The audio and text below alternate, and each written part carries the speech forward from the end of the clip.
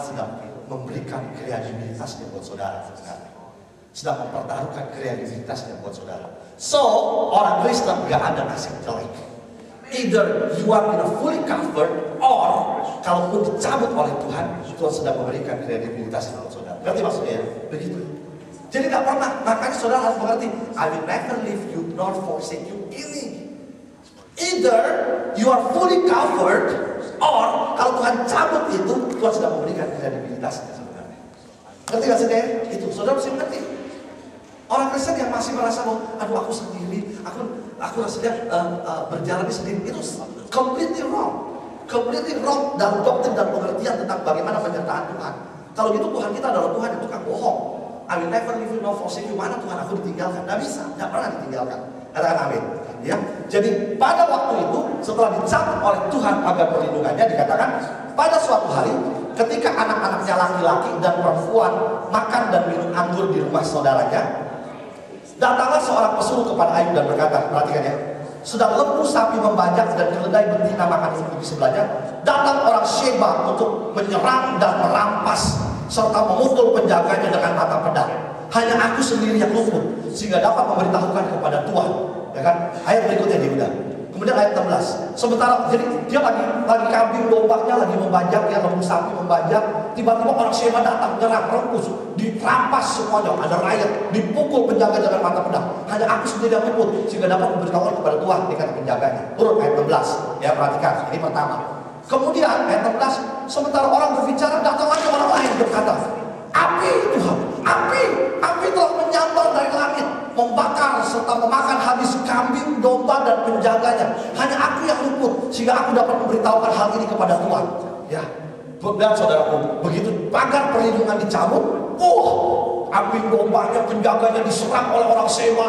Api datang dari langit, kebakaran terjadi di mana-mana. Kemudian ayat 17, sementara orang ini lagi bicara. Jadi ini saudara, kalau artinya sementara orang bicara, tiba-tiba ada yang datang, itu nunggu berapa hari guys?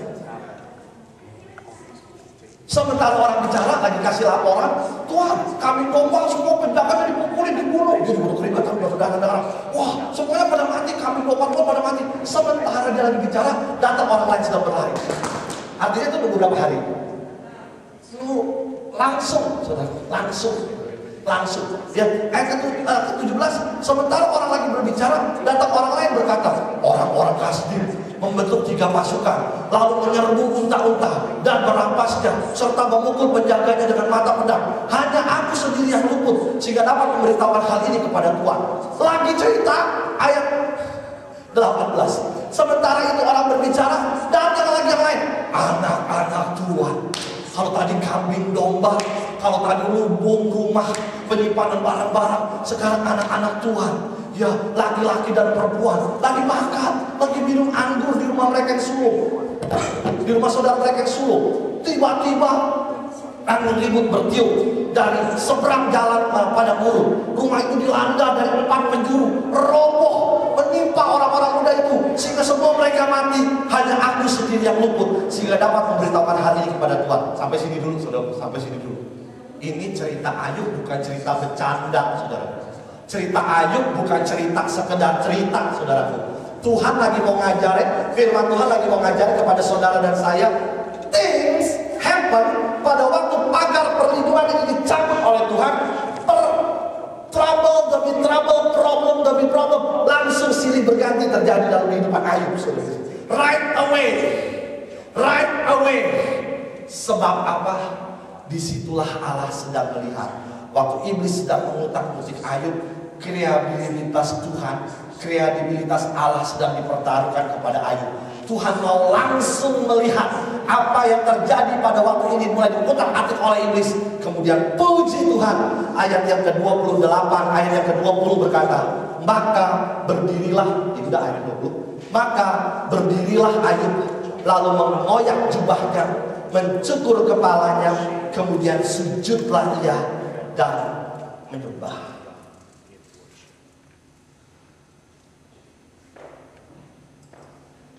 Dengar baik-baik saudara kasih Tuhan. Dengar baik-baik. Iblis awalnya bilang gini. Tuhan, Ayub memang orang yang jujur, yang saleh, yang takut akan Tuhan.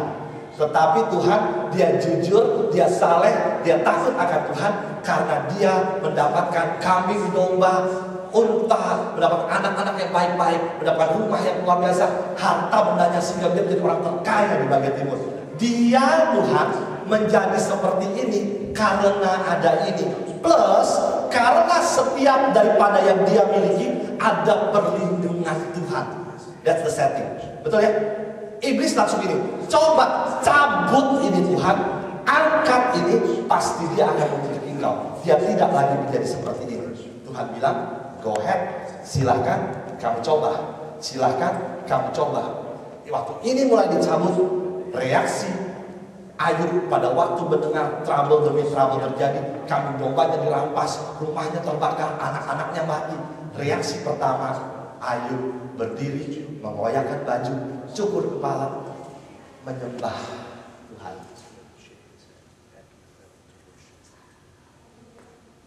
Iblis satu nongsi. Orang-orang percaya begitu mendengar masalah terjadi, apa yang saudara respon, apa yang saudara langsung berikan kepada Tuhan? Menyembah, ngomel, kesel, komplain, dengar berita sakit, gak adil Tuhan. Aku kan udah melayani Tuhan, udah datang ke gereja. Ayub orang saleh, orang jujur, orang takut akan Tuhan. Mungkin saudara sama Ayub lebih hebat Ayub, saudara. Lebih jujur Ayub, saudara. Saudara masih, dan saudara dan saya masih sering-sering bohong dikit, saudara. Ya nggak, saudara? Masih sering-sering kita nggak saleh-saleh banget, saudara. Nggak rajin-rajin banget, saudara. Ayub saleh, jujur, takut akan Tuhan. Dia waktu diuji, waktu dia mengalami ujian seperti ini, dia tidak komplain, saudara. Dia menyembah Tuhan. Tapi Ayub juga manusia. Ayub juga manusia. Saudara perhatikan, awalnya dia memang menyembah Tuhan. Yes, that's a very good one, a very good start. Awalnya dia menyembah Tuhan. Tetapi justru karena awalnya menyembah Tuhan, perhatikan ya saudara. Ini harus saudara lihat, benar-benar perhatikan baik-baik satu kronologis yang luar biasa. Karena pada awalnya dia mendengar semua berita trouble masalah pada waktu setelah dia mendengar trouble masalah terjadi, dia langsung menyembah Tuhan. Inilah yang membuat dia melewati 40 pasal dalam keadaan kuat. Apa yang terjadi dalam 40 pasal? Lihat sama-sama setelah ini saudara. Oke? Saya nggak akan baca setiap pasal buat saudara. Saudara akan capek.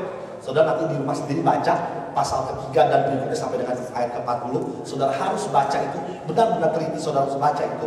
Di situ Ayub komplain, di situ Ayub mengeluh, di situ Ayub juga sama seperti saudara manusia, merasa Allah mungkin tidak adil. Tetapi yang saya mau garis bawahi, yang firman Tuhan mau garis bawahi, right after dia mendapatkan trouble dan masalah, dia mengoyakkan bajunya, cukur rambutnya, menyembah.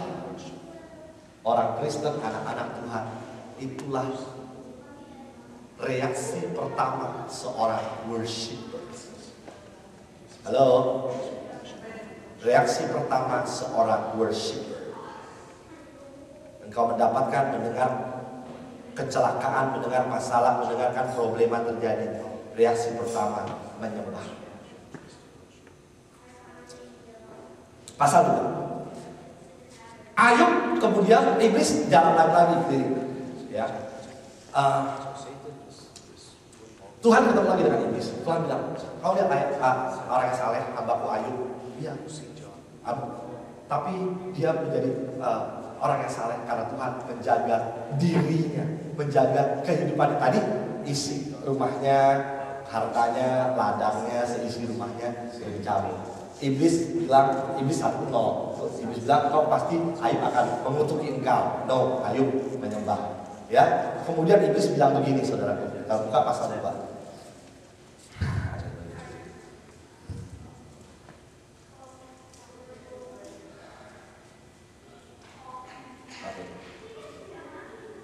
Pasal 2 ayat 4 dan 5.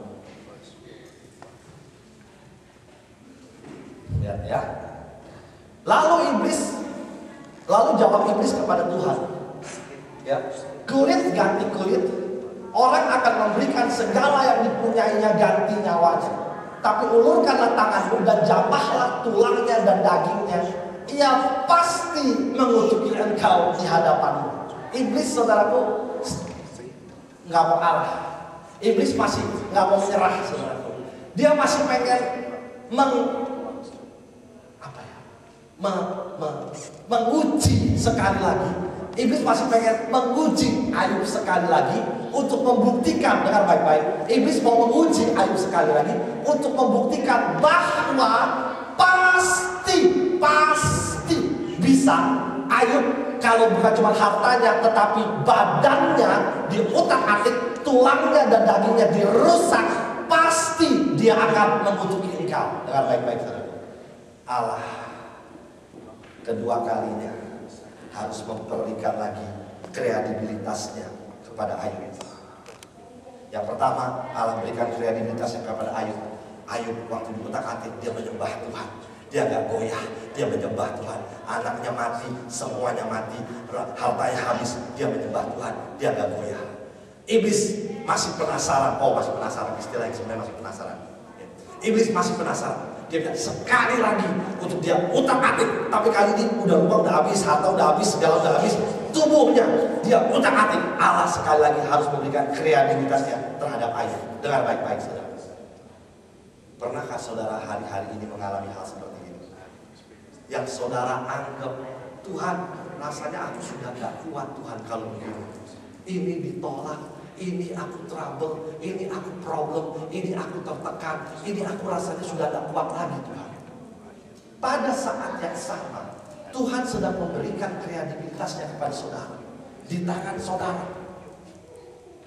Apa respon saudara? Kemudian Tuhan bilang ini, oke, silakan, Tuhan bilang.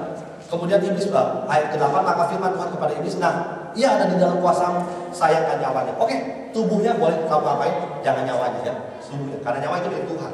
Ya, roh itu milik Tuhan. Ya, iblis, Tuhan totally tidak kasih iblis utak-atik nyawanya, tidak kasih rohnya, saudara. Ya, tubuhnya kamu utak-atik. Kemudian setelah itu ayat ke-8, lalu Ayub, ayat ke-7, kemudian iblis pergi di hadapan Tuhan, lalu ditimpanya Ayub dengan barah yang busuk dan dari telapak kakinya sampai ke batu kepalanya. Seluruh tubuhnya dari kakinya sampai kepalanya kena barah yang busuk, penyakit kulit yang busuk, saudara.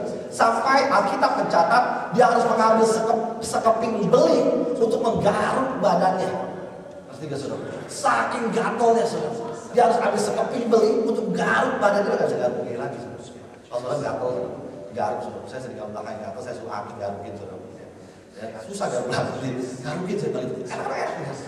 Ayub itu badannya tuh udah kayak kanker kulit, saudara. Dari kaki sampai kepala semuanya. Udah gak bisa garuk gini lagi, saudara. Mesti pakai beling dia garuk ya, saudara, dikasih Tuhan. Barah yang busuk, bukan cuma kata bentong-bentong kayak cacar air. Busuk, saudaraku. Baunya busuk, saudara, dikasih Tuhan. Nah, kemudian sampai istrinya pada waktu itu bilang gini, maka berkatalah istrinya kepadanya, masih bertekunkah engkau dalam kesalehanmu? Kutukilah Allahmu dan matilah. Tapi jawab Ayub kepadanya, engkau berbicara seperti perempuan gila. Istri Ayub bilang gini, udah kutukin aja. Istri Ayub dipakai oleh iblis untuk bilang, udah kutukin aja Allahmu ya.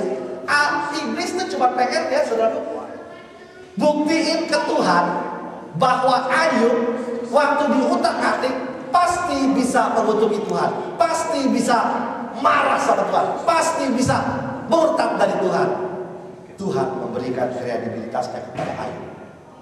Saudara dan saya hari-hari ini dengar baik-baik. Apapun yang sedang terjadi dalam kehidupan saudara dan saya, dengar baik-baik. Saudara ada di dalam perlindungan Tuhan. Saudara mendapat kredibilitas dari Tuhan. Iblis coba bikin saudara ada dalam problem ini, dalam masalah ini. Tapi Allah sedang melihat, Allah sedang mempertaruhkan kredibilitasnya untuk hati-hati. Untuk saudara bertindak hati-hati. Jangan sampai mengutuki Tuhan. Ayat pasal 3 dan sampai dengan pasal 40. Kita mulai dengan pasal 3. Saudara buka Alkitab saudara, kita lihat cuma perikopnya. Ini menggambarkan kehidupan saudara dan saya. Ini menggambarkan kehidupan saudara dan saya.